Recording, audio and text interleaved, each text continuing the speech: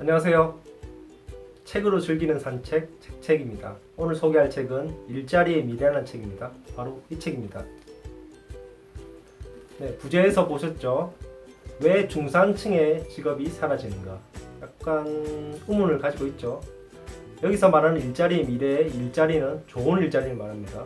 보통 미국 기준으로 봤을 때 한 36,000달러 정도 되는 일자리입니다. 우리나라 돈으로 보면 한 연봉 4천만 원? 그 정도가 유지되는 직장을 말하는 거고요. 이런 일자리가 왜 지금 사라지고 있는가에 대해서 논한 책입니다.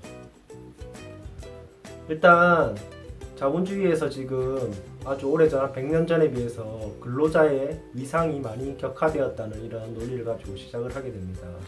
예전에 비해서 임원급이나 근로자급이 임금 격차가 많이 차이가 나게 되고 상대적으로 근로자의 지위는 많이 격화되어서 실질적으로 근로자의 위상이 너무나 떨어졌기 때문에 그들의 어떤 생계나 주위의 어떤 인생, 삶이 좀 빡빡해졌다, 퍽퍽해졌다 이런 논리로 얘기를 하는 책인데요.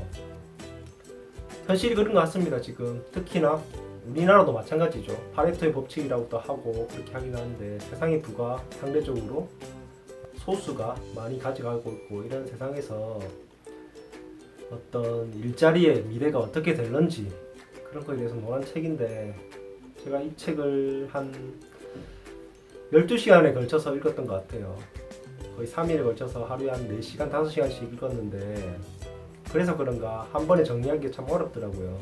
그리고 많은 내용이 나와 있는데 그 중에서 몇 가지를 꼽자면 일단 첫 번째로 인공지능이 어떤 일자리를 먼저 대체할 것인가에 논한 어떤 부분이 있는데 일단 첫 번째로 그 얘기를 하더라고요.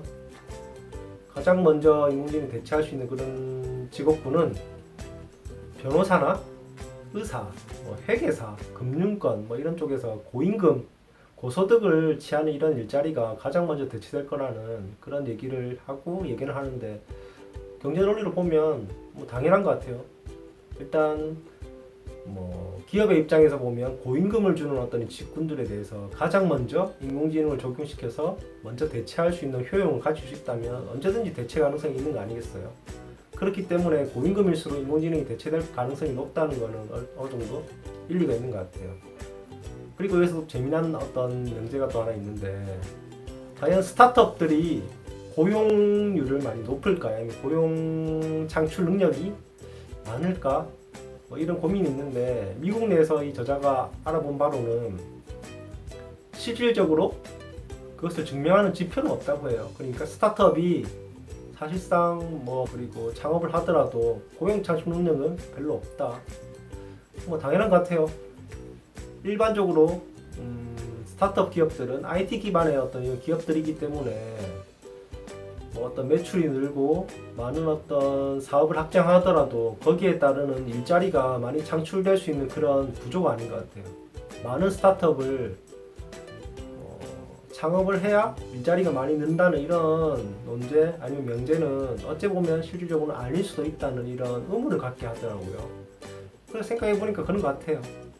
그래서 어찌 보면 스타트업을 늘리는 게 일자리를 늘리는 거랑은 같을 수는 없을 거다 그런 생각이 들고요. 어떻게 하면 우리 일자리를 좀 더 많이 늘리고 세상 사람들이 좀 삶을 윤택하게 살 수 있을까 고민을 하는 차원에서 고민한 게 바로 교육이더라고요. 그러니까 교육에 대해서 논하려고 하다 보니까 미국에서는 이런 대체 교육을 어떤 이런 희망적인 모습을 찾을 만한 교육단체를 찾기가 쉽지 않았던 모양이에요. 그래서 핀란드라는 나라에 가서 그들의 교육 상태 그리고 한때 노키아라는 큰 거대 공룡기업이 있었던 그 기업이 몰락한 이후에 핀란드의 어떤 경제는 어떻게 굴러가고 거기에 살아남은 어떤 기업들이 어떻게 다시 부활해서 그들의 삶 아니면 그들의 경제력을 다시 되돌릴 수 있었는지에 대한 근원에 대한 물음을 묻고자 핀란드 교육을 한번 살펴보더라고요. 거기서 중요한 걸 하나 사실을 알게 되었어요.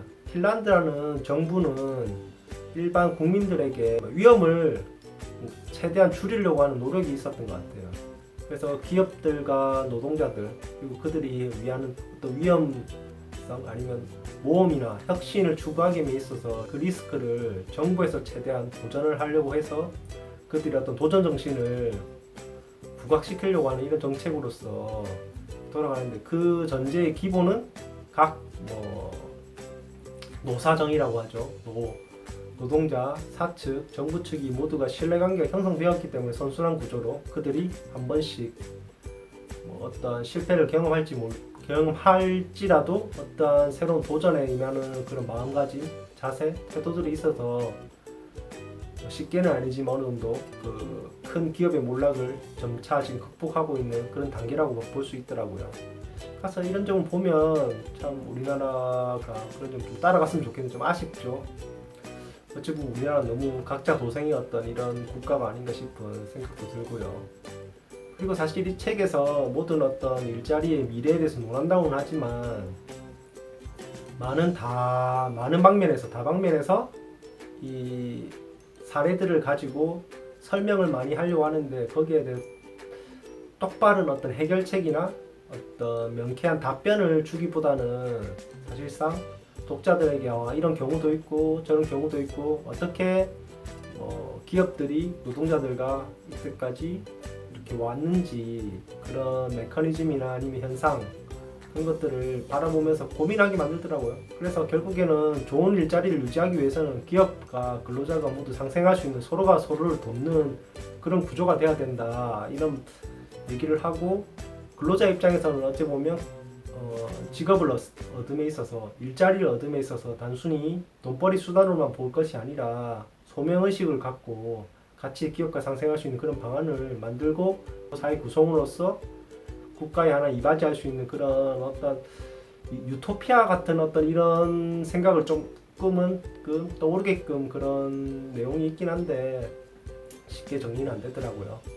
어쨌든 오늘 처음으로 영상을 찍어서 한번 올려보게 됐는데, 오늘 여기까지 해보고 점점 발전할 수 있도록 노력해보도록 하겠습니다. 그래서 조금 말에 두서가 없고 그렇더라도 양해 부탁드리고요. 오늘 여기까지 하겠습니다. 책으로 즐기는 산책 책책이었습니다.